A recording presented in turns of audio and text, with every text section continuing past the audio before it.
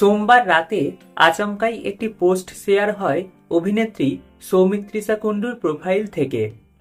সেখানে দেখা যায় একটি কিডনির ছবি, তাতে আবার পাথর। আর এই দেখেই চিন্তায় ঘুম ওড়ে অভিনেত্রীর ভক্তদের। হবে নাই বা কেন, সৌমিত্রিষা যে বরাবরই নয়নের মণি সকলের। এখনো অভিনেত্রীর জন্মদিনে মন্দিরে পুজো দেয় তাঁর ভক্তরা, মানত করে তাঁর নামে। নতুন ছবি বা সিরিজ মুক্তির আগেও এই ভালোবাসার মানুষগুলো ছুটে যায় ভগবানের দরবারে। সত্যিই কি কিডনিতে স্টোন হয়েছে? কেমন আছেন সৌমিত্রিষা?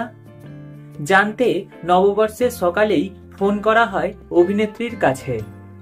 ততক্ষণে অবশ্য ইনস্টাগ্রাম থেকে পোস্টটি মুছে ফেলেছেন তিনি।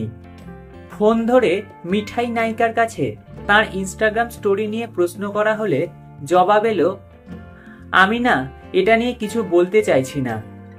যদিও কেমন আছেন প্রশ্নে একগাল হেসেই জানালেন, আমি ভালো আছি। নববর্ষের শুভেচ্ছা বিনিময় হলো দু তরফের। প্রসঙ্গত উল্লেখ, ফেব্রুয়ারি মাসেই মুক্তি পেয়েছে সৌমিত্রিষার ওয়েব সিরিজ কালরাত্রি 2-এর পোস্টার। প্রথম সিজনটি বেশ সাড়া ফেলেছিল দর্শকদের মধ্যে। আগস্ট থেকে শুটিং শুরু হওয়ার কথা রয়েছে। বছরের শেষেই ওটিটিতে মুক্তি পাওয়ার কথা নতুন সিজনের।